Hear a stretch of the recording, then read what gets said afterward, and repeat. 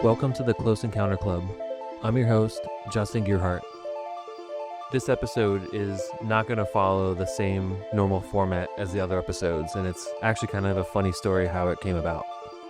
So, in my 9-to-5 job, I work with some pretty cool people, and one of those people happens to be a retired Air Force veteran. And he also just happened to operate radar and have some pretty advanced aviation knowledge. Whenever I'm scouring the internet for topics for this podcast, I often run them by him first. His military knowledge is pretty vast, and he's kind of like a little stopgap that I use to verify if something is real or not. He actually has been following this drone situation that's currently happening in New Jersey and Pennsylvania and Maryland and all over the East Coast. Anyway, Ben is his name, and he messaged me and said, "What's going on with this dude?" and attached videos of a drone in New Jersey. To be honest, I was pretty busy and I just kind of brushed it off, but he kept sending me these videos, and I eventually took a look at them and I was kind of like, that's weird. What is going on? And I just casually joked and said, "Do you want to be on my podcast?" And he said, "Sure, what time?" I kind of thought it was a joke, to be honest, but then I realized it wasn't, and that we probably could have a pretty cool conversation about these sort of things. So that's what this is. Does not follow our normal format at all, but I figured I would give it a try and see if you guys like this type of conversation. This is a very raw, unproduced conversation. Let me know what you guys think about this, and if you think I should do more of these. I do work with Ben every day, so if weird stuff starts to happen in the world, I can always say, "Yo, dude, let's do an episode," and if you guys find this useful. So, anyway, this is a bonus conversation with retired Air Force Major Ben Hewitt, and you're listening to the Close Encounter Club.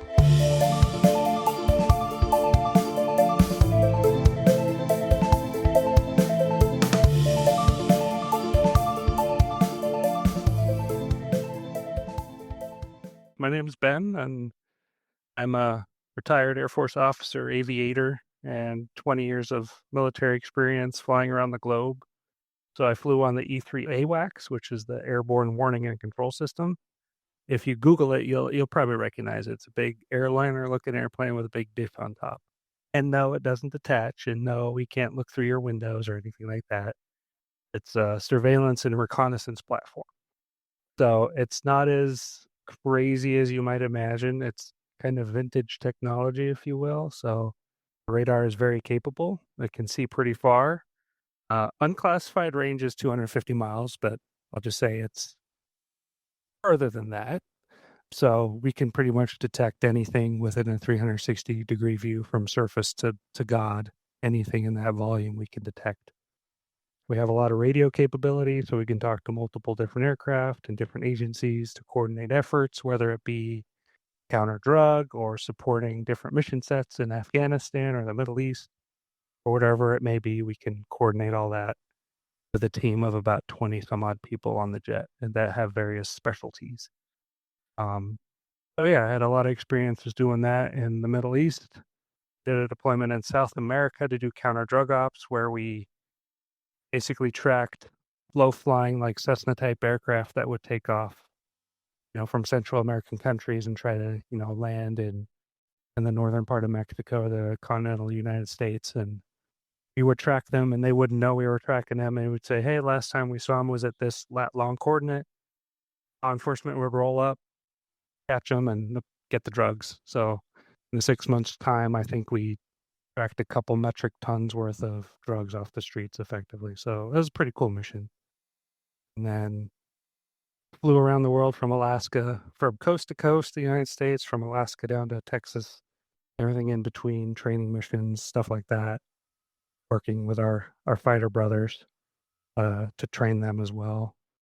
Let's see, where have I been? Alaska, Japan, Guam, North Korea, all those places I've basically had the whole experience. So what I was by training was what's called an air battle manager. That probably sounds kind of benign, but the best analogy most people can kind of relate to is think of it as an air traffic controller. So we have a big screen in front of us. We can basically screen full of dots, and every dot represents a radar contact.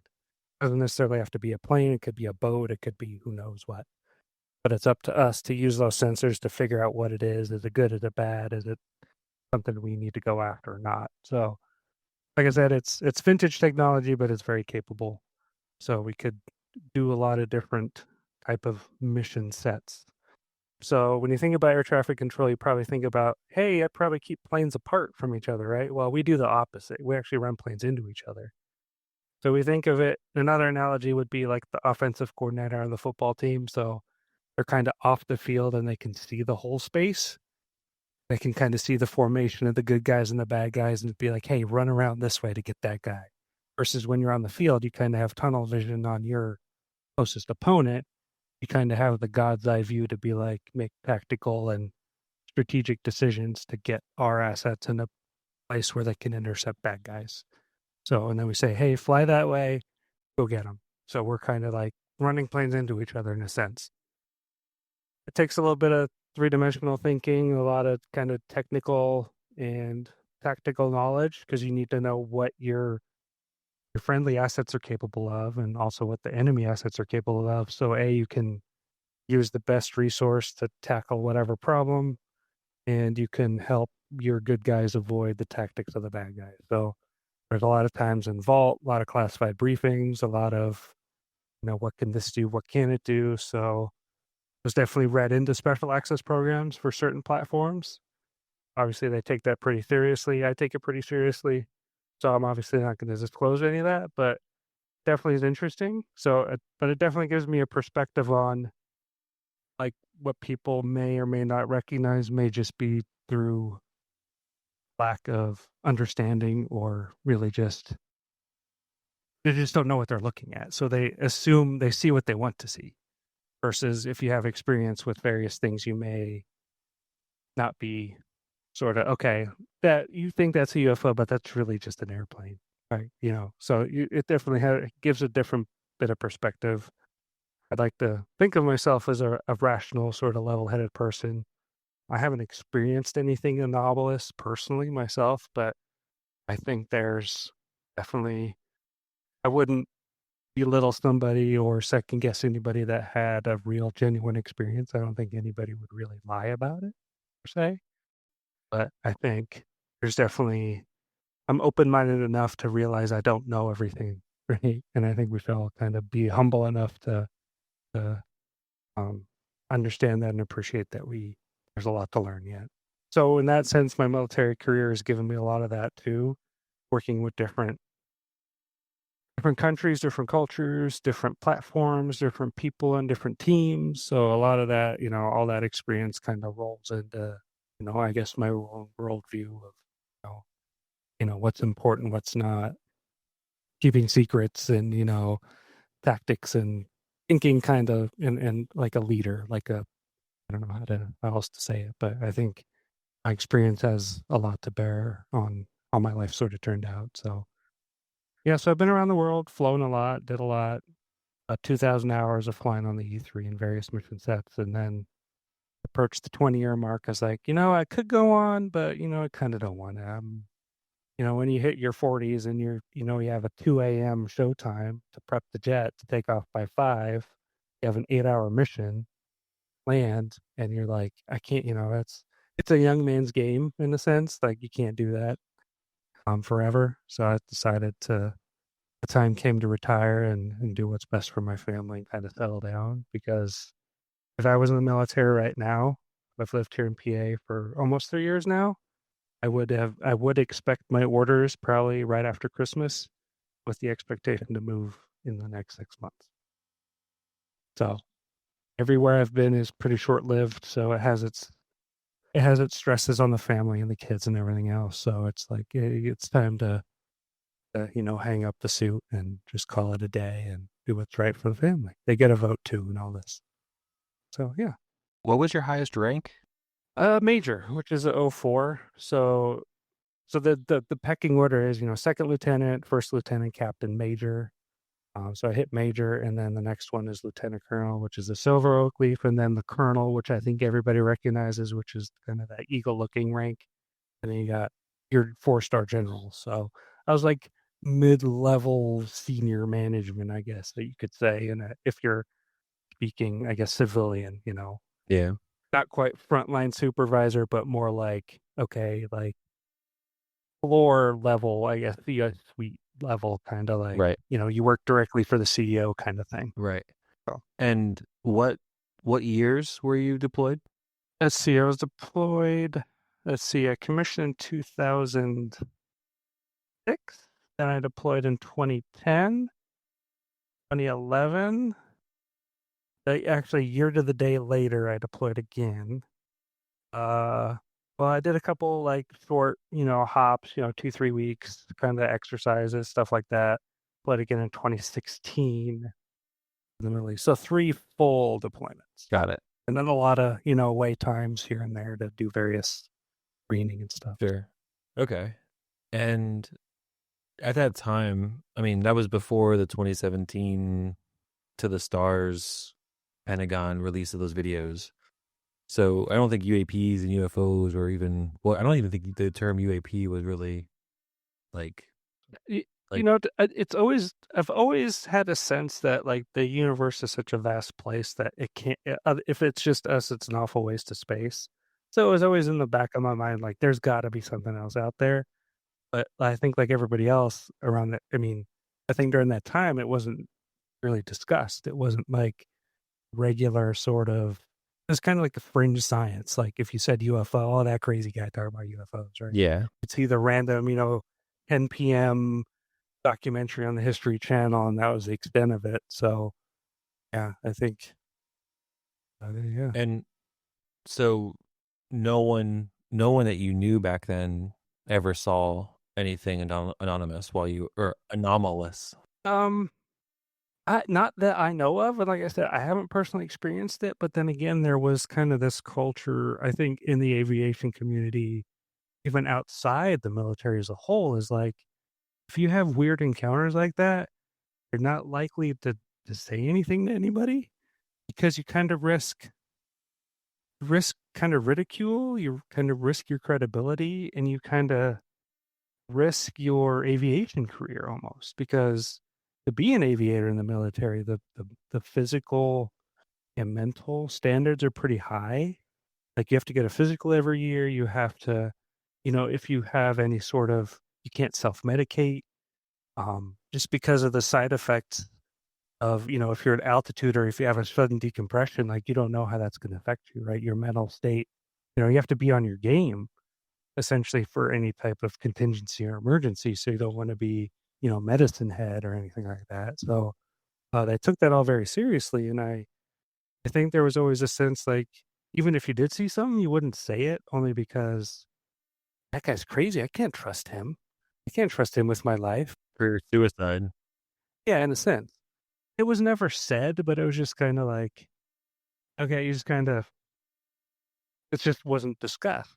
Like it just was, it is what it is. You might talk about it with your close friends and, hey, I saw this thing or whatever. But, like I said, I never personally experienced it, but it was just one of those understood things. Like there's things you don't do.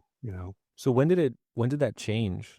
Like I know at work at some point, I think actually in your interview, do you remember this? I don't actually. It was like 2 years ago now. So I remember this very vividly because you interviewed at a time where I was like just getting into the UAP UFO thing like really deep. And you walked into the office wearing your like leather military jacket with all your patches and like and all your accolades like on your chest. And Well, okay. Well, you're stretching it a little bit. A, it's a leather jacket, and B, the only thing on there was like okay. my wings and my name. Okay, that's fair.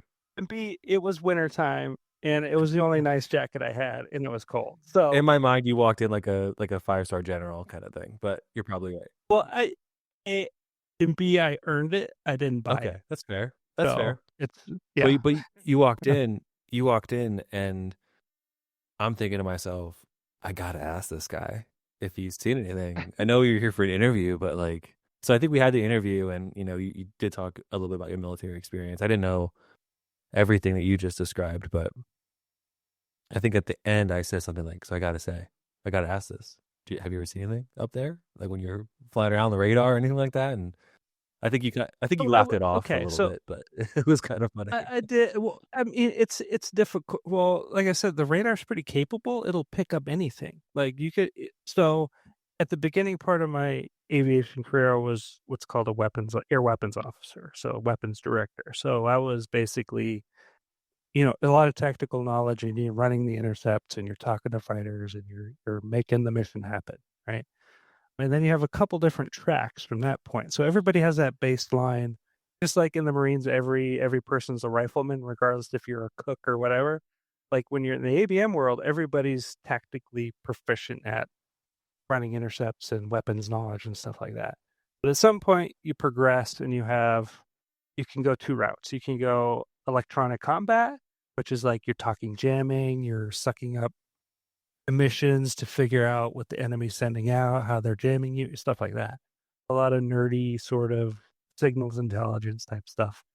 And then you have the surveillance track, which is what I ultimately went to, which is okay, you own the actual radar and you can tweak it and change the power and point it up and point it down certain parameters to optimize it for detection of certain things.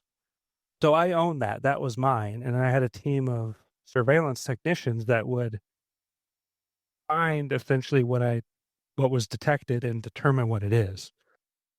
And it was based on certain parameters, rules of engagement, stuff like that. Like if it's doing this thing at this place, it has to be a hostile thing.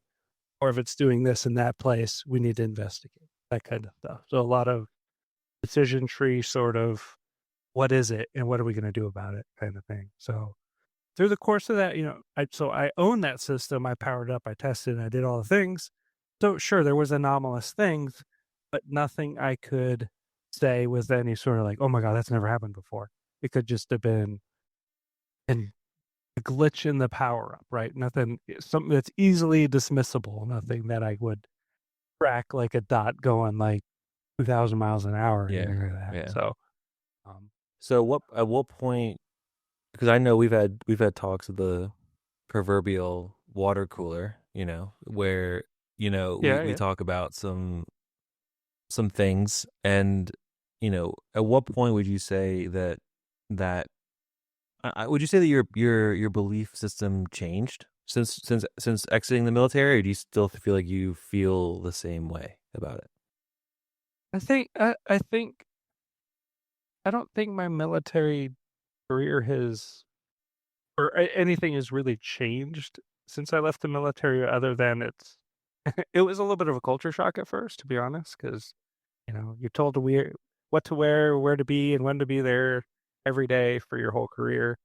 So that was a little bit of shift. So I think I've always been who I was, like I guess throughout whatever.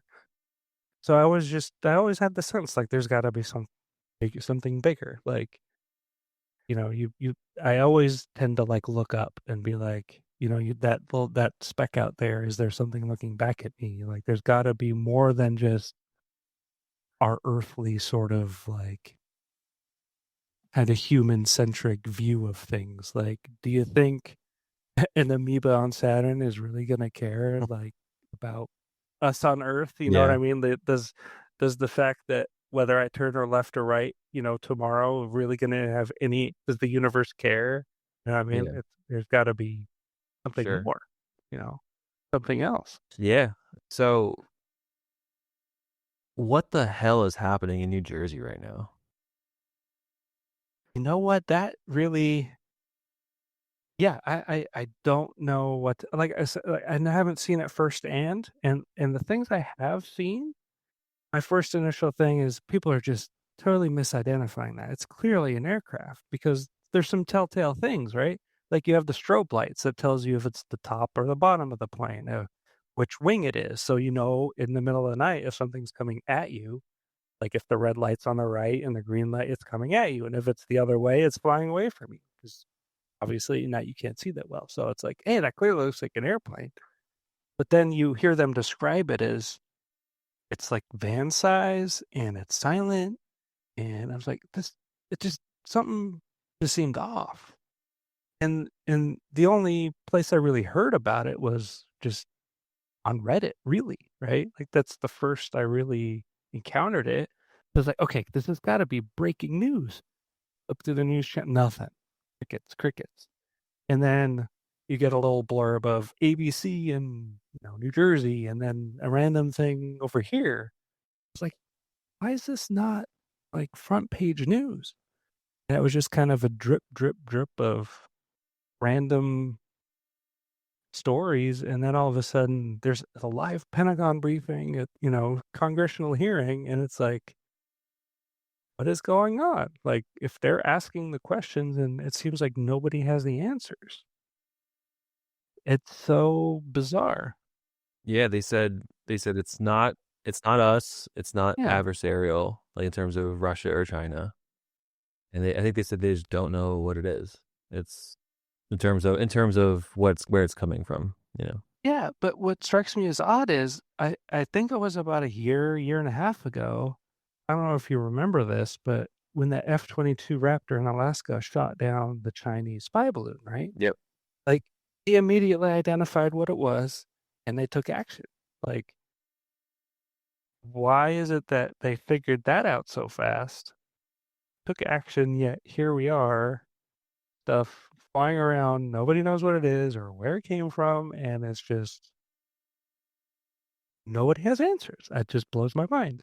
And knowing, firsthand some of the capabilities we have, there is no way we don't know. I mean, if this were a hobbyist like people claim, they would have caught these guys in 10 minutes, because those hobbyist drones have limited capability, limited range compared to like the duration of a helicopter. Say they could totally have like tracked it, watch where it took off from, watch where it landed, picked up the radio transmission from from whatever they're controlling it with to the drone, and they could have like cut it off, jammed that signal, tracked it, and it would all been arrested within hours.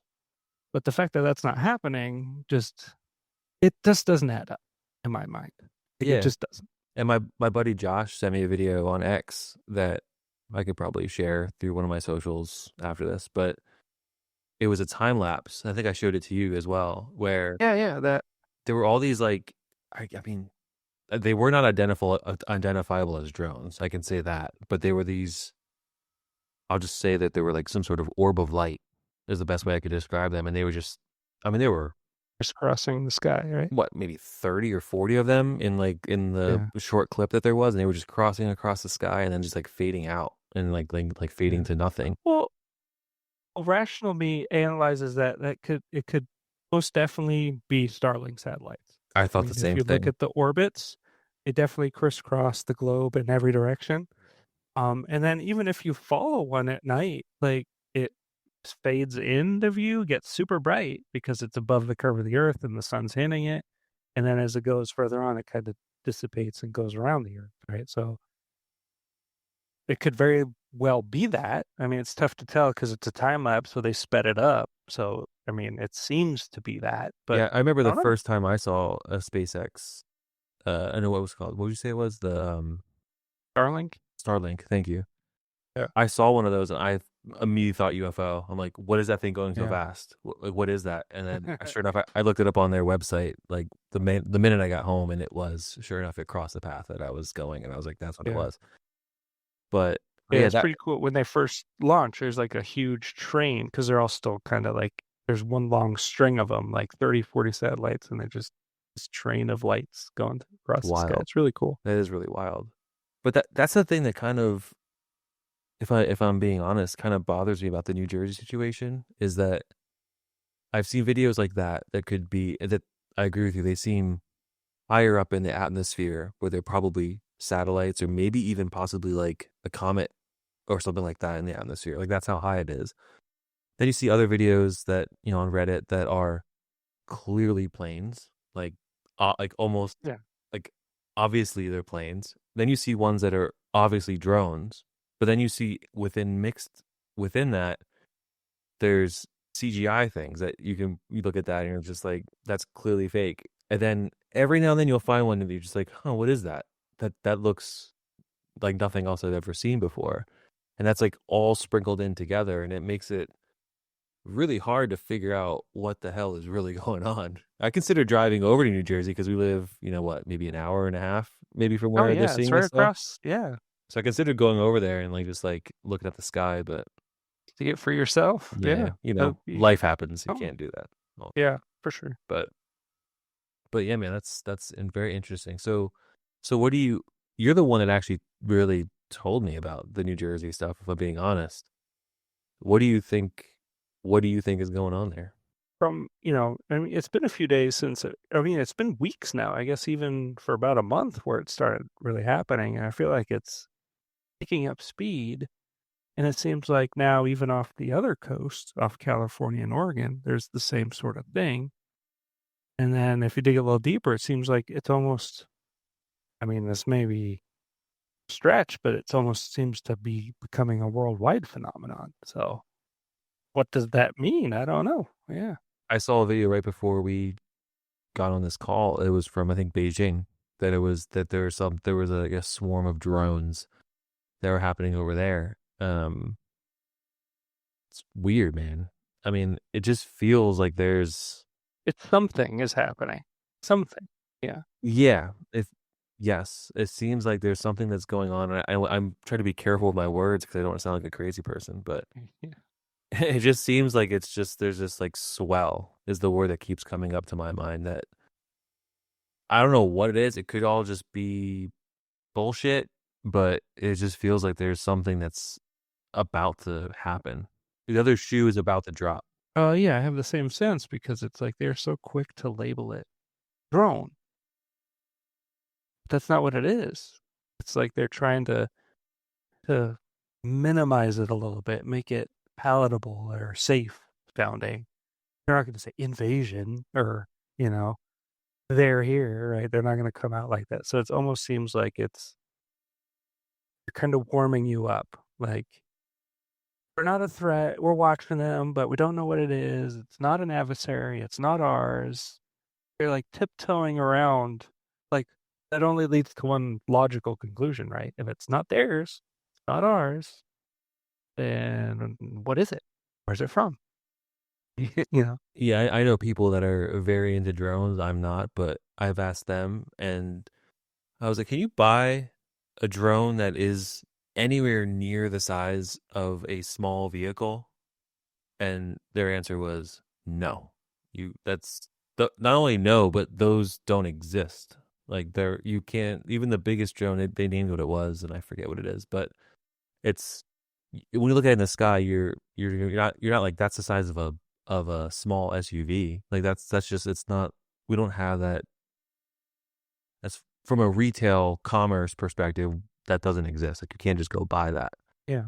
And you can't, I mean, like, there's a lot of rules and regulations in aviation. You don't just buy an airplane. Like, it's registered and you have a radio and a transponder and codes, and so everybody knows who you are. Like, you're not just going to willy-nilly be just like zooming around New Jersey for undetectable or without talking to anybody. Like, that's not going to happen. Yeah, and not only that, I was in North Carolina recently, and we were at a place. It was called Kites with Lights, I think is what it was. Shout out to OBX Outer Banks, but they had this Christmas display where they flew these kites that had these like Christmas lights on them, and my family was there watching it, and all of a sudden we heard like real loud, and my whole family was like, "What is that?" Like they freaked out because they saw this like thing that they couldn't explain. But within like 2 seconds, my wife goes, "Oh, that's just a drone." It went from otherworldly to it was a normal like Thursday night, like it was nothing because we immediately identified, "Oh, that's a drone." It was cool and it was moving fast, and they flew across the street over to where those kites were to get like cool like video footage. I'm assuming, but we heard that like tall that very obvious like bzzz, like that Yeah. vibration that you hear when you hear drone, the propellers are going. I mean, it's pretty obvious. And I just don't see all these people just mistaking drones, like human made drones for something else. And it seems like the government is trying to make it seem like, oh, they're just drones. Yeah, we don't know where they are, but it's fine. It's just they're just drones, like you're saying. They're trying to like desensitize it. Yeah, downplay. And the stock footage of a simple drone on the article is like, that's not at all what it is. Like, But then you go on Reddit and it's like, wait a minute, what are these videos that I'm seeing? And it's like a whole yeah, different it's tone, or X, I think, as well, as where there's some videos. yeah, it's almost like the unfiltered version of, it hasn't gone through an editor or, some bureaucracy to sanitize it. It's like the unfiltered sort of reality in a sense. Not to say that, Reddit or these platforms are perfect and that there's not people trying to, gain clicks or anything, but I think people generally are smart enough to, sift through the noise to see like, okay, that looks credible or that looks ridiculous. I agree. So I think the last thing that I want to talk to you about really quick is you did send me a video earlier today of, I think, was it an Oregon pilot? I think it was, yes, off the coast of Oregon. It's just a bunch of radio communication, about 14 minutes between Harry Stiffelitz and the Air Traffic Control Agency, which is out there.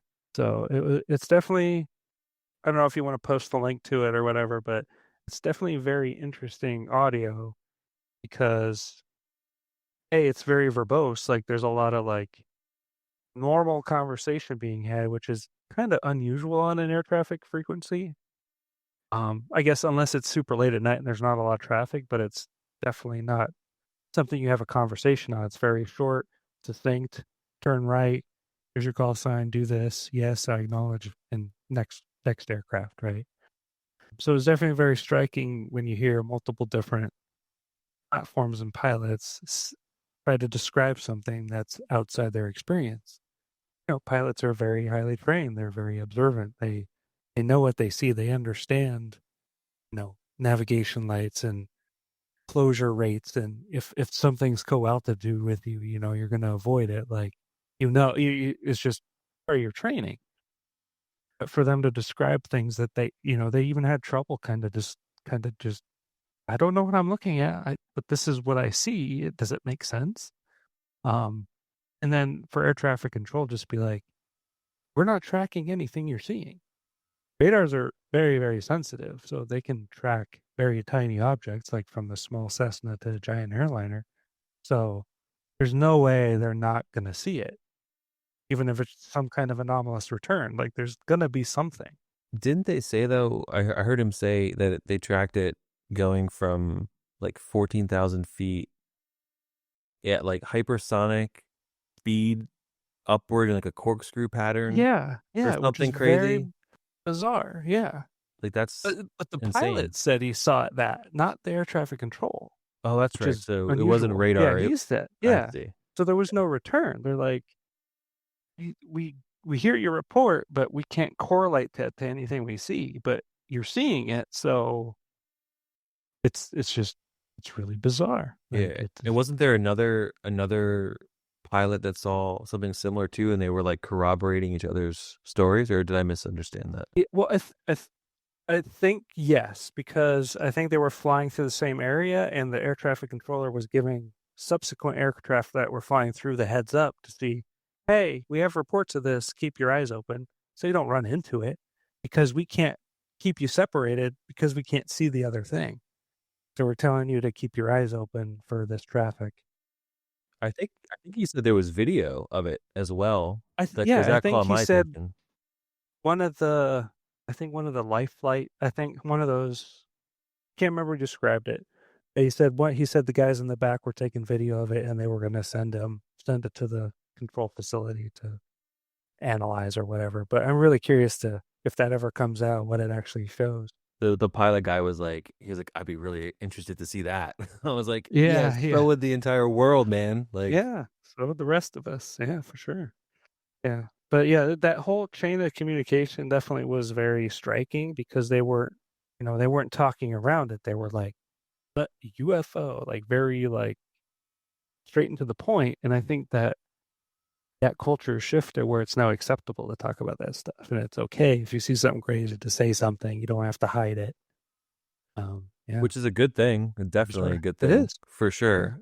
And man, I just wish people would stop posting CGI stuff. Yeah, it is very frustrating, especially now in the age of AI. It's getting more difficult to kind of filter through that. It's like you're making it harder for everybody else to kind of that's genuinely wants to know to figure out what it is, and you're just doing it for clicks or attention, and it's very frustrating. It's Sure, very but frustrating. It drives me nuts yeah. when I see that, and I. But the frustrating part is that I remember seeing there was, oh my God, what footage was it? I'm gonna embarrass myself now because I have a freaking UFO podcast and I can't remember what the video is called. There was a video back, I think was it Puerto Rico? I can't remember. But it was a FLIR footage from Puerto Rico that was not the three go. It wasn't like the Go Fast, the Tic Tac or the gimbal. It was Oh, one was that it the one that goes like into the water and then kind yeah, of and like split? Yeah, that it one's splits into two. yeah, Yeah, yep, that one. I think it's Puerto Rico, but I can't remember. I'll have to find it and I don't know, edit this or yeah. something. I know what the one you're talking about. Yeah, I remember looking at that when I was, I don't even know how old, like my mid 20s or something like that. And I was like, that's fake. I was like, there's no way that that's real. It looks cool. They did a good job with the edit, but like, that's clearly not real. I immediately assumed that it was fake. And it was real the whole time. So it's one of those things that I feel like, we're blurring our reality a little bit. And I think that even some that look to be AI or CGI or whatever, what if they're not? Even if it looks like it, there's still that like small chance. But if you're out there and you're making fake videos to fool people, I have a couple words for you that I yeah, won't say that you can probably imagine. But yeah, for sure. anyway, Definitely, I'm curious to see how the next few weeks kind of play out into the new year. I don't know if there's any sort of correlation to that. It seems kind of bizarre, but I remember seeing, I don't know if you saw this, but I remember seeing something about December 3rd, something's gonna, blah, blah, blah. And then sure enough, things kind of started. It wasn't that day, but things started happening. And now, yeah, yeah, there was very, some sort very of like unusual.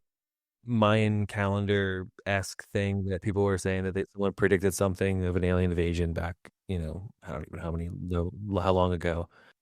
I think even bigger than that. I think, you know, we've had two congressional hearings now, and we've had what, 6 or 7 people come out and speak to Congress about it that are very legit people. And there's the Immaculate Constellation document, and then that I think I just posted a video on the 4chan whistleblower as well. The Area 52 YouTube channel does a really good job of breaking that down as well. So shout out to them. But that's actually how I kind of found out about it as well. But it seems like there's too many coincidences and too many witnesses and too many things where the evidence is starting to pile on the side of they're real and they're here, and it's getting harder and harder for people, I think, to like stay skeptical about it. I think that's what it boils down to. Yeah, I think that's true. And I mean, even if you take a step back from this topic and as a whole, you think about how much even humanity has changed in 100 years and how young like humanity is compared to like the age of the universe or the galaxy. Like, there's got to be somebody older than that. Just imagine 100 years ago, we barely learned to fly, and then within 60 years, we landed on the moon.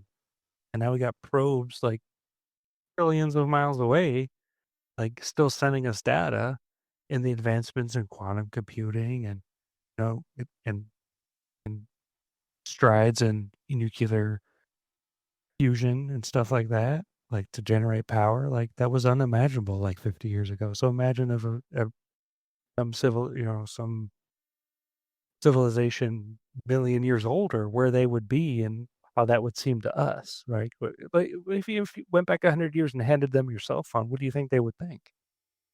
that's totally outside their experience.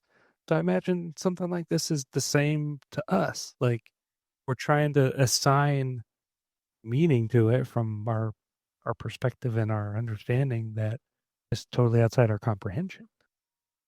That something can do what it does. So Yeah, you might know this. I might have told you this before, but I don't think I've said it on the podcast. So I'll break down as quickly as I can what I think is happening. Normally on this podcast, it's mostly about the guests, but this episode I think is gonna be a little bit different. It's more just like a conversation, like, gun to my head, I had to say what I thought was actually happening. This is what I currently think, and I also don't know anything, so this is just my personal opinion. But if you fast forward our technology, let's say 100 years, only 100 years, like you're saying, that's like a grain of sand on a beach. Like that's like nothing. I think things like, let's just say CRISPR, which is that genetic modifying technology that we've already started using. So times that by 100 years. And let's say that we found a planet that is reachable, that has some form of life, not intelligent life, not like us, that can build spacecrafts and things like that. It's like just some sort of creature, and it's actually a lot of different creatures. It's a very lush planet, and we can reach it, right? So what would we do? What would we do as humans? We would get in one of Elon Musk's rockets, and we would fly there and maybe send some sort of drone there that's unmanned just to kind of check it out a little bit, gather information, right? And then I could totally see us picking one of the species of life on that planet and being like, this has potential.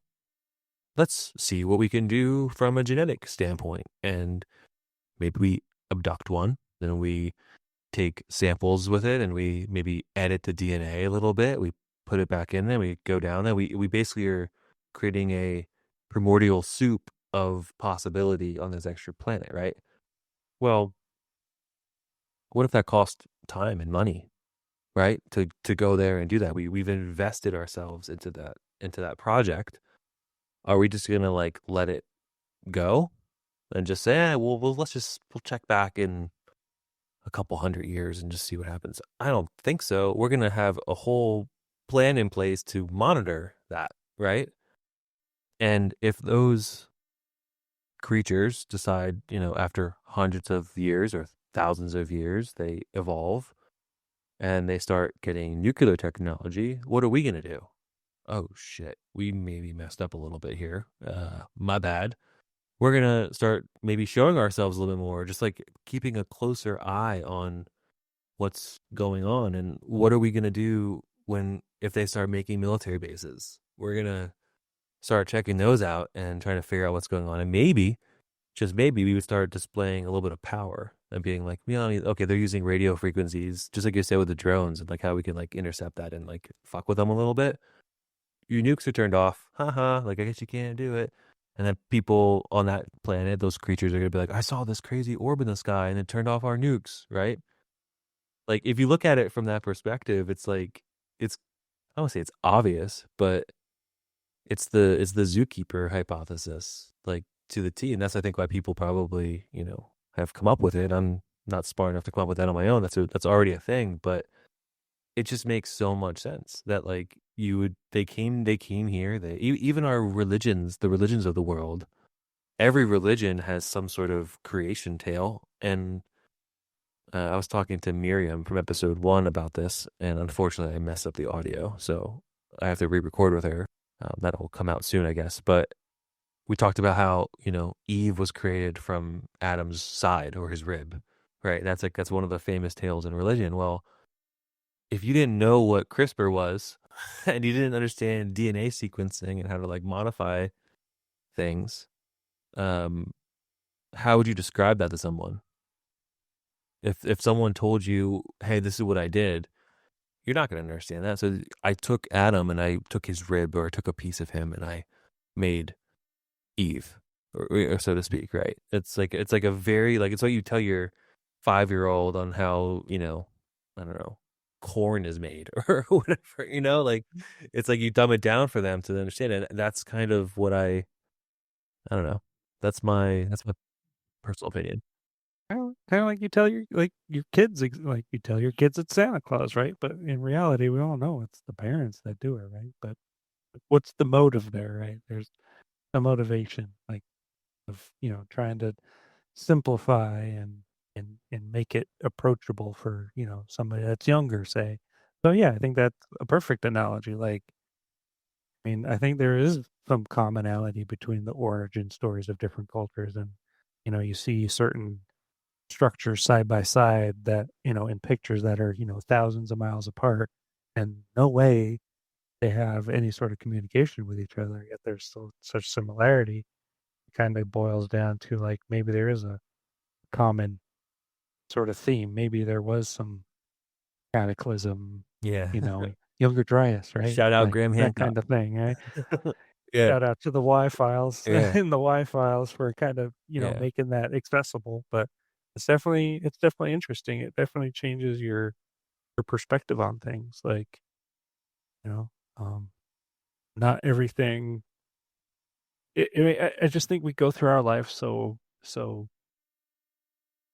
self-centered, like as a species, like very centric on just what we do we're in control. It's like what we do is so important and really matters. I'm like, the universe doesn't care. Like there's gotta be something else, you know what I mean? Something not necessarily talking like God or religion or, kind of in those terms, but I think it's more complex than we imagine. Like given time and space, we still don't understand.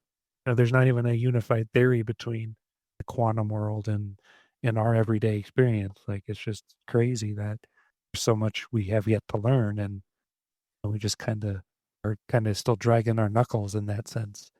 As far as a species go, we're still pretty young in the cosmic scale. Like, Very much so. I mean, it's crazy. I think you hit the nail on the head there, because anyone that is a non-believer or someone that is is skeptical, like to the extreme, right? Because I think most people I think are a little bit skeptical of things, right? But people that are like extremely skeptical, I always just point and say, just try to read some things about quantum mechanics and quantum physics.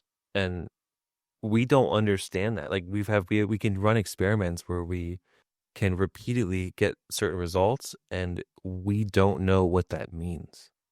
Like we have no idea. We don't even know what consciousness is. Like we have no idea.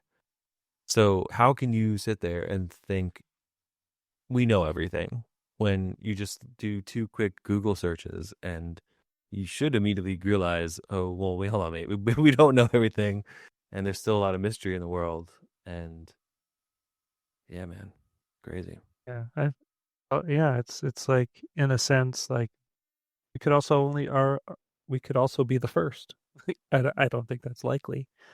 Then, in a sense, like we're the universe trying to understand itself, because we're from the universe, right? So we grew up, like our brain is trying to describe itself. Like the brain gave itself its name. Think about it.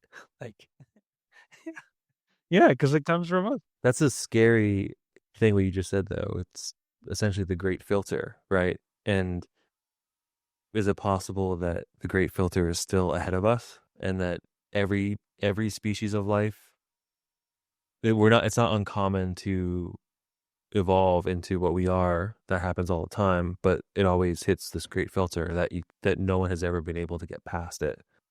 And I guess that's the question: is the great filter behind us? Like, have we already passed through it and we're the first species to do that? Or is it still ahead of us?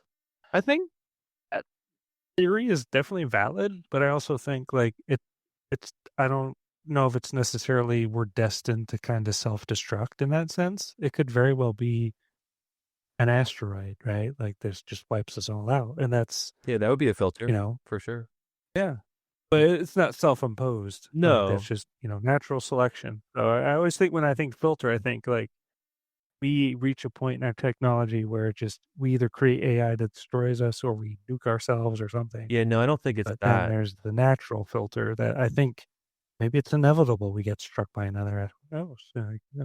That's another weird thing. And I was trying to wrap it up, but we just keep on going as we typically do. And now we're not constrained by our 9 to 5. So, we could talk until midnight if we want to, boys. No, we're not going to do that. Yeah. But it's an interesting thing because, our solar system, I'm not sure if you ever looked into this, but it is weird. Like the fact that just two factors that our moon is so large and acts as like a giant shield, like that's weird. Like how large the moon is compared to Earth is very, very rare in like the cosmos, like to have that type of combination. And then you combine that with Jupiter and how massive of a planet Jupiter is. And Jupiter acts as like a bodyguard for us in terms of asteroids go. And a lot of asteroids just it completely take it out of our orbit and go right to Jupiter and just basically blow that up and it's so big it doesn't even really matter. It's like, no big deal. So it's just there's a lot of circumstances as well that to go even crazier down that wormhole back to my like zookeeper analogy, it's like if there is a level 2 or level 3 civilization out there that has the ability to harness the power of a sun or even a galaxy, that would mean that it would have the ability to move celestial objects like the moon or planets in place and kind of set them there in terms of like almost like playing like a Sims game or something like that on a computer where you can say, in this solar system, I'm going to have this type of layout. And this planet here is going to be special. So I'm going to give it a big moon. And I'm going to get this big Jupiter planet over here. And that is a weird thought if you really think about that, because it plays into simulation theory and just the creator, right? That's literally what you're doing there. Is you're creating a solar system, and we can't move planets, and we can't move or create moons, and we can't manipulate things like that. But the universe is really freaking big, man. And if there's another civilization that is out there that has learned to evolve over thousands of years to do those things, like is that out of the question? I really don't think that it is. I don't think it is either. But if you had that capability and you did all that, wouldn't you want to sign your work? You know what I mean? Wouldn't you want to be like, yeah, I did that in some sense? But maybe that's what's happening. Maybe that's the swell. Maybe, yeah. Yeah. And that's kind of I was kind of tying that together. Maybe this is them like, hey, don't screw this up. You're destroying your planet. Like you're killing each other. Like you're threatening each other with weapons and destroying the environment. Like stop. Maybe I don't know.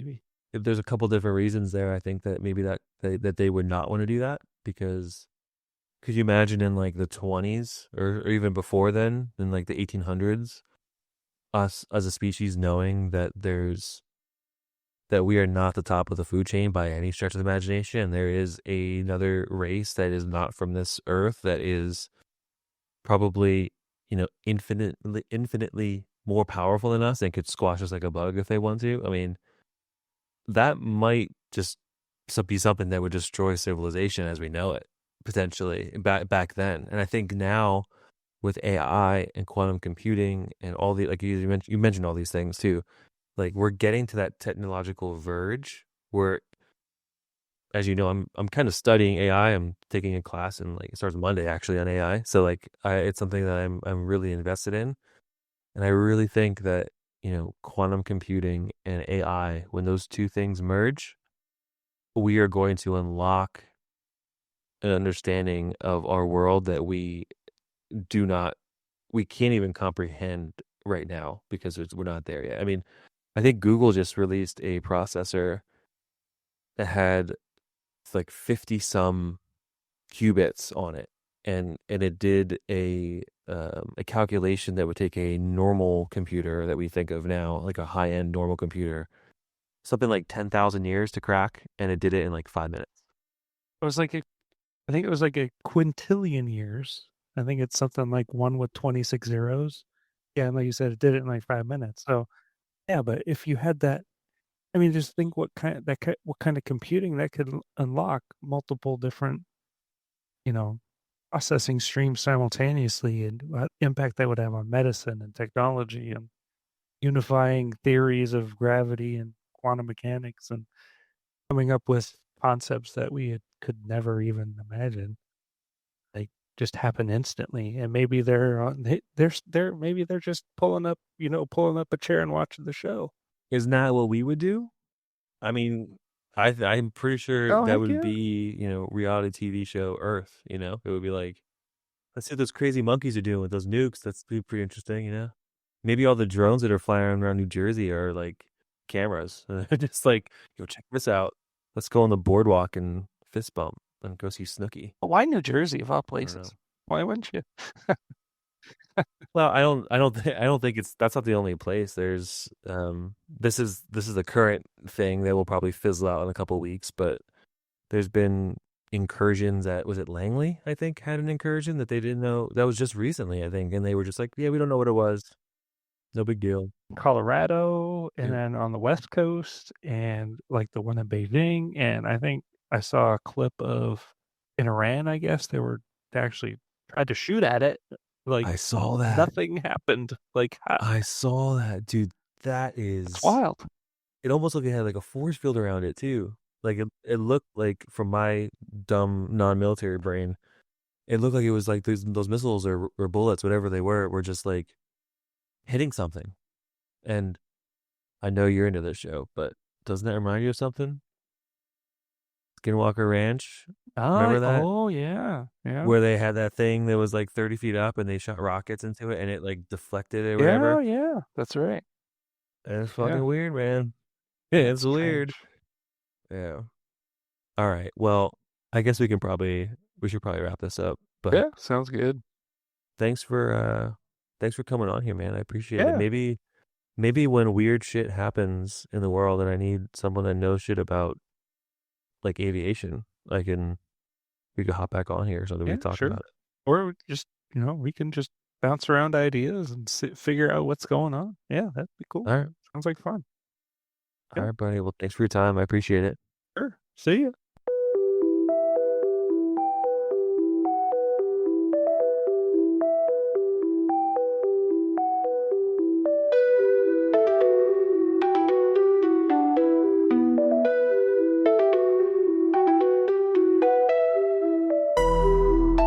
All right, club members, you just heard from retired Air Force Major Ben Hewitt and his thoughts on the New Jersey drone situation and many more topics.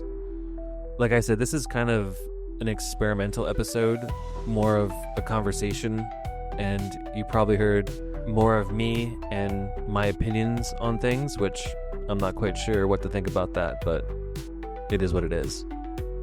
But I did think that this was a really cool way to switch things up a little bit, and I think maybe in the future I can get experts in areas that correlate to things that are really happening in real time in the paranormal and UFO communities. And I thought this was a good example of, something's going on in New Jersey and the community at large is kind of freaking out about it. So I figured this is maybe a perfect time to release an episode like this. So even though this is a bonus episode, I would really appreciate a 5-star review. It does go a long way to help the show. If you feel inclined, you can join us over on Instagram or TikTok. Leave a comment. I do read all of them, and I'm having a good time talking to everyone. So keep that up. That's a really cool thing that's happening. I really appreciate you guys staying around to the end of the episode. And you've been listening to the Close Encounter Club.